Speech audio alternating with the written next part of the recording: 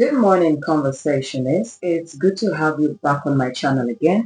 And if you're just joining us, thank you for tuning in. This is for us, and we have been given a rundown of what we are all and about on this network. I do appreciate you joining us for the first time, and I hope that you stay with us and you engage with us in the conversations I will be having on this platform because they are very meaningful, they are very important, they are necessary for the times that we are in and for generally even in our daily lifestyles, the things that we need to question that are happening around us and that we need to take precaution for as humans that we are.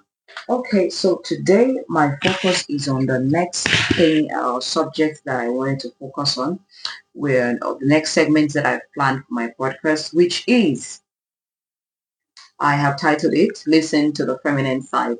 So yesterday I shared the video on listening to the masculine side. So today it's listen to the feminine side because there's two sides to it, right?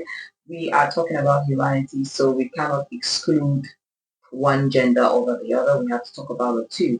And like I told you earlier, when I was curating these conversations and trying to build this vision that God gave me, I made ensure that I penned everything down. So this is what I penned down on that segment.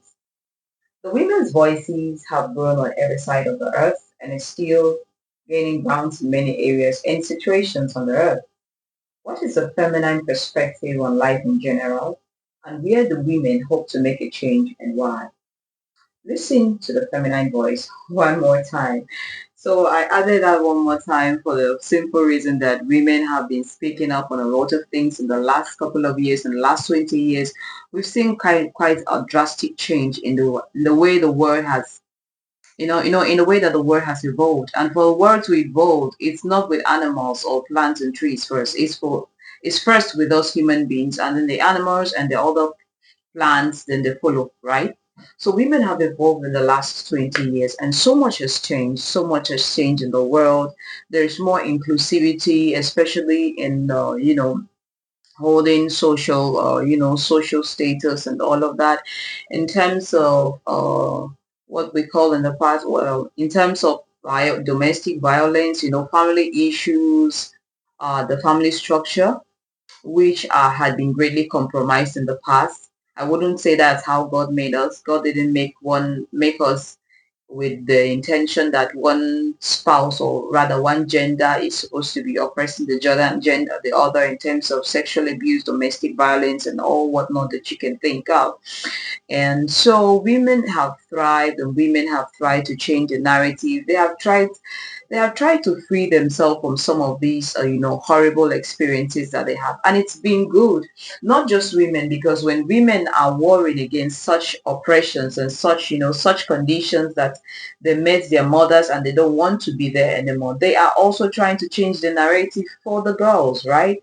And there is nothing wrong about that. But where are we right now in the world? Where are women in the world right now? What will we see? Some of these movements that have championed this narrative that we are talking about have been termed as feminist movements. And why so many people out there try to, advocate and present, or rather identify as feminists, there are other people who shy away from such terms. They shy away from identifying themselves as feminists. And you might wonder why. Are you one of them and why do you shy away from the term feminist? You have, what's your notion of feminism? What's your notion of feminism? What's your notion of humanism? What's your notion even of masculinity? What's your notion about all of these terms, all of these concepts? And how do you see them? How do they affect you? How are you navigating life? How is it affecting the women around you, the girls around you? How do they see the world? We want to talk on these issues because some of these terms, the modern society, would I say unfortunately or fortunately, or maybe a bit of both, there's so much that when a term is out there or when a term is popularized, so many people just jump on the trend and they don't even understand what it means.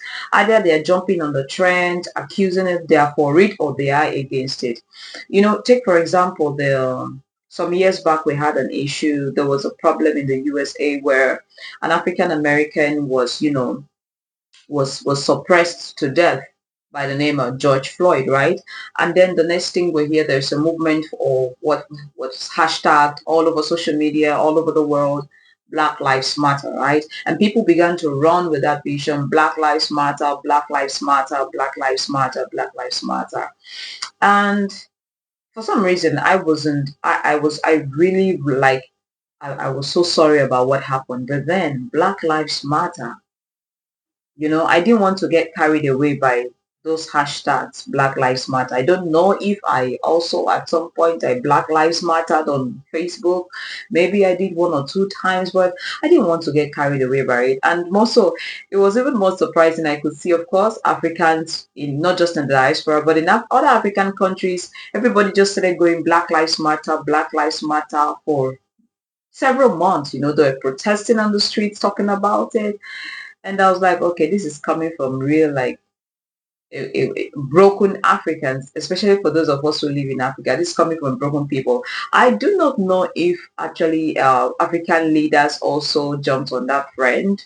If they also jumped on it and started saying Black Lives Matter, I would have found that very hypocritical, considering the conditions of most African countries, which are deplorable, which are embarrassing to look at. And you talk about Black Lives Matter. What is blackness even? Have you ever asked yourself that? What do we mean by blackness?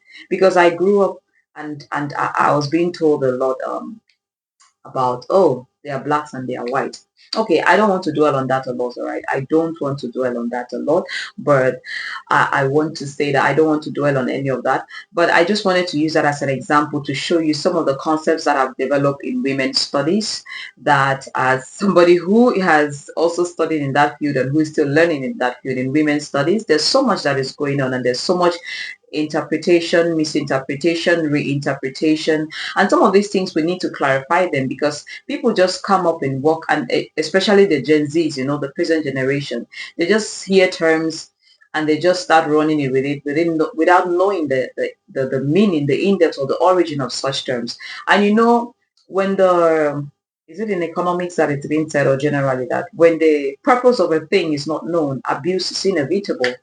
And I saw somebody posting the other time that, did we clamor or advocate for women's empowerment and girl child empowerment just so that men could be emasculated? That question keeps ringing in my bed, in my head, and hopefully I get to have an interview with that person that I'm talking about one day. I hope so. And I'll surely refer back to this video when I have that interview. I am very optimistic of it. I believe in the power of confession. I believe in the power of prayer. I believe in the power of manifestation, and I know God's going to do it. So those are some of the things that we are going to be looking at on Listen to the Feminine Voice. And I hope that you journey with me as we go all along with this podcast, dear conversationists. All right, that's about it on this particular episode, where I am still introducing what this podcast is all about and the topics that we are going to be addressing. It was very important for me to segment and just give you an overview of what some of these segments are going to be tackling. Yes, so thank you very much for watching, and please remember to keep your comments as respectful as always. Goodbye for now.